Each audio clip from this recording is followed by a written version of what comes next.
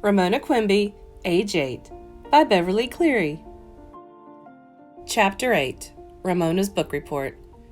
The Quimby family was full of worries. The parents were worried about managing without a car while a new transmission was installed, and even more worried about paying for it.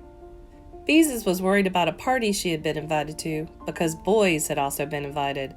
She was afraid it would turn out to be a dancing party, and she felt silly trying to dance. Besides, 8th grade boys acted like a bunch of little kids at parties.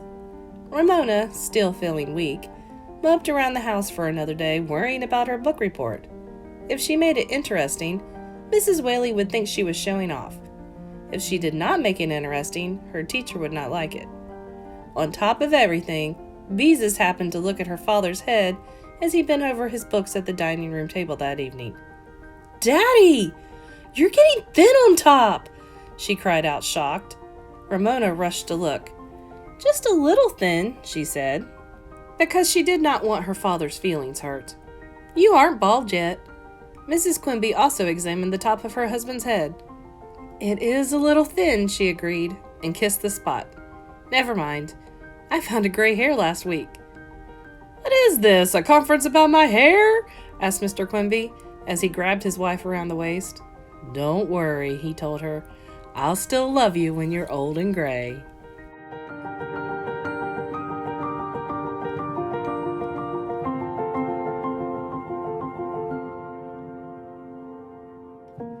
"Thanks a lot," said Mrs. Quimby, not wanting to think of herself as old and gray.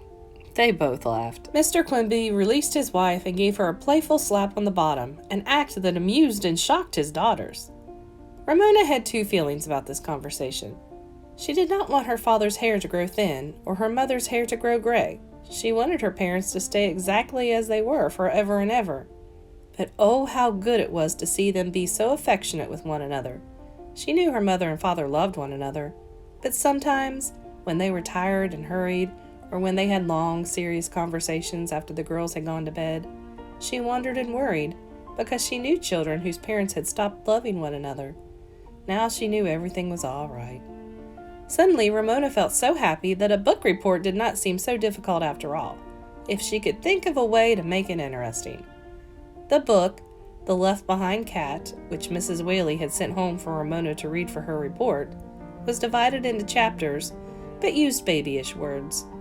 The story was about a cat that was left behind when a family moved away, and about its adventures with a dog, another cat, and some children before it finally found a home with a nice old couple who gave it a saucer of cream and named it Lefty, because its left paw was white, and because it had been left behind. Medium boring, thought Ramona. Good enough to pass the time on the bus, but not good enough to read during sustained silent reading. Besides, cream cost too much to give to a cat. The most the old people would give a cat was half and half, she thought. Ramona required accuracy from books as well as from people. "Daddy, how do you sell something?" Ramona interrupted her father, who was studying, even though she knew she should not. However, her need for an answer was urgent. Mr. Quimby did not look up from his book. "You ought to know. You see enough commercials on television." Ramona considered his answer. She had always looked upon commercials as entertainment, but now she thought about some of her favorites. The cats that danced back and forth, the dog that pushed away brand X dog food with his paw, the man who ate a pizza, got indigestion, and groaned that he couldn't believe he ate the whole thing, the 6 horses that pulled the Wells Fargo Bank stagecoach across deserts and over mountains. "Do you mean I should do a book report like a TV commercial?" Ramona asked. "Why not?" Mr. Quimby answered in an absent-minded way. "I don't want my teacher to say I'm a nuisance," said Ramona, needing assurance from a grown-up. This time, Mr. Quimby lifted his eyes from his book. "Look," he said, "she told you to pretend you're selling the book, so sell it. What better way than a TV commercial? You aren't being a nuisance if you do what your teacher asks." He looked at Ramona a moment and said, "Why do you worried she'd think you're a nuisance?" Ramona stared at the carpet, wiggling her toes inside her shoes, and finally said, "I squeaked my shoes the first day of school." "That's not much of being a nuisance," said Mr. Quimby. "And when I got egg in my hair, Mrs. Whaley said I was a nuisance," confessed Ramona. and then I threw up in school." "But you didn't do those things on purpose," her father pointed out. "Now run along. I have studying to do." Ramona thought this answer over and decided that since her parents agreed, they must be right. Well, Mrs. Whaley could just go jump in a lake, even though her teacher had written, without wasting words, that she missed her. Ramona was going to give her book report any way she wanted. So there, Mrs. Whaley. Ramona went to her room and looked at her table, which the family called Ramona's studio, because it was a clutter of crayons, different kinds of paper, scotch tape, bits of yarn, and odds and ends that Ramona used for amusing herself. Then Ramona thought a moment, and suddenly, filled with inspiration, she went to work. She knew exactly what she wanted to do, and set about doing it. She worked with paper, crayons, scotch tape, and rubber bands. She worked so hard and with such pleasure that her cheeks grew pink. Nothing in the whole world felt as good as being able to make something from a sudden idea. Finally, with a big sigh of relief, Ramona leaned back in her chair to admire her work.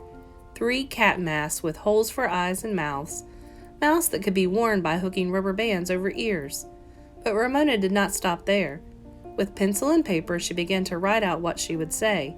She was so full of ideas that she printed rather than waste time in cursive writing. Next, she phoned Sarah and Janet, keeping her voice low and trying not to giggle so she wouldn't disturb her father any more than necessary, and explained her plan to them. Both her friends giggled and agreed to take part in the book report. Ramona spent the rest of the evening memorizing what she was going to say.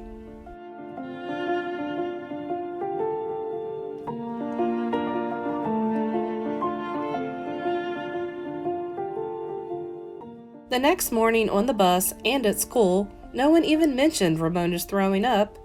She had braced herself for some remark from Yardape, but all he said was, "Hi, Superfoot."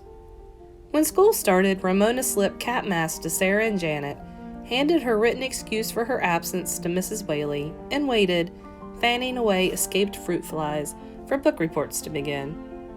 After arithmetic, Mrs. Whaley called on several people to come to the front of the room to pretend they were selling books to the class. Most of the reports began, "This is a book about," and many, as Beezus had predicted, ended with, "If you want to find out what happens next, read the book." Then Mrs. Whaley said, "We have time for one more report before lunch. Who wants to be next?" Ramona waved her hand, and Mrs. Whaley nodded. Ramona beckoned to Sarah and Janet, who giggled in an embarrassed way, but joined Ramona, standing behind her and off to one side. All 3 girls slipped on their cat mask and giggled again. Ramona took a deep breath as Sarah and Janet began to chant, "Meow, meow, meow, meow, meow, meow, meow, meow," and danced back and forth like the cats they had seen in the cat food commercial on television. "Left behind cat. Gives kids something to smile about," said Ramona in a loud, clear voice, while her chorus meowed softly behind her. She wasn't sure that what she said was exactly true, but neither were the commercials that showed cats eating dry cat food without making any noise.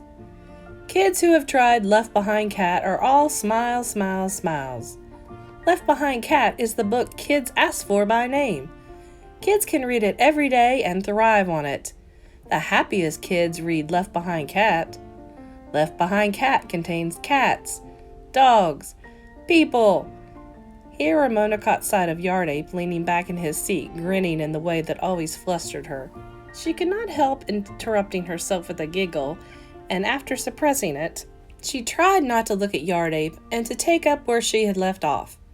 Cats, dogs, people. The giggle came back, and Ramona was lost.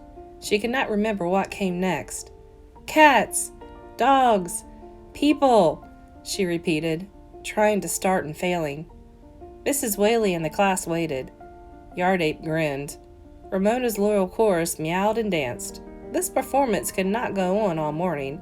Ramona had to say something, anything to end the waiting, the meowing, her book report. She tried desperately to recall a cat food commercial, any cat food commercial, and could not. All she could remember was the man on television who ate the pizza, and so she blurted out the only sentence she could think of. "I can't believe I read the whole thing." Mrs. Whaley's laugh rang out above the laughter of the class.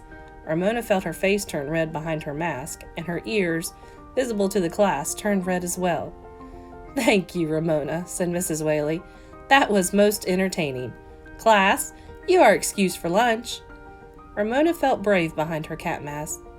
"Mrs. Whaley," she said, as the class pushed back chairs and gathered up lunch boxes, "that wasn't the way my report was supposed to end." "Did you like the book?" asked Mrs. Whaley. "Not really," confessed Ramona. "Then I think it was a good way to end your report," said the teacher. "Asking the class to sell books they really don't like isn't fair, now that I stop to think about it. I was only trying to make book reports a little livelier." Encouraged by this confession, and still safe behind her mask, Ramona had the boldness to speak up. "Mrs. Whaley," she said with her heart pounding, "you told Mrs. Larson that I'm a nuisance, and I don't think I am." Mrs. Whaley looked astonished. "When did I say that?" "The day I got egg in my hair," said Ramona. "You called me a show-off and said I was a nuisance." Mrs. Whaley frowned, thinking, "Why, Ramona, I can recall saying something about my little show-off, but I meant it affectionately, and I'm sure I never called you a nuisance." "Yes, you did," insisted Ramona. "You said I was a show-off, and then you said, 'What a nuisance.'" Ramona could never forget those exact words.